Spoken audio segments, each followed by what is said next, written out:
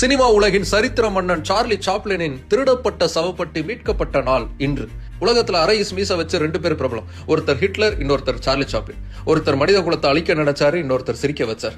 வறுமையில பிறந்து கடினமாய் உழைத்து சாதித்தவர் சார்லி சாப்ளின். அப்பாவில் லிட்டில் டிராம் கதாபாத்திரத்தை உருவாக்கி கண்கலங்க சிரிக்க வச்சவர். தன் பல படங்கள் மூலமா சமூக அவலங்களையும் தட்டி கேட்டு சிரிக்கிறதோட சிந்திக்கவும் வச்சவர். அதனாலேயே அமெரிக்கா அவரை அலைக்கழிச்சது, அதோட நாடு கடத்துச்சு. கலைஞனுக்கு உலகமே சொந்தம்னு சொல்லி சுவிட்சர்லாந்துல செட்டில் ஆன சாப்ளின் 1977 டிசம்பர் 25 அன்னைக்கு தன் இறுதி மூச்சை நிறுத்தி ஓய்வு பெற்றார். ஆனா அப்பவும் அவருக்கு அமைதி கிடைக்கல.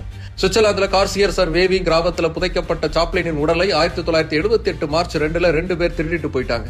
சவப்பெட்டியை திருப்பி தர்றதுக்கு 3 கோடி ரூபாய் வரைக்கும் பேரம் பேசினாங்க. போலந்துல இருந்து அகதியா வந்த ரோமன் வார்டன், பல்கேரியாவில இருந்து அகதியா வந்த கான்ஷோ கேனவ் தான் அந்த திருடர்கள்னு கண்டுபிடிச்சாங்க.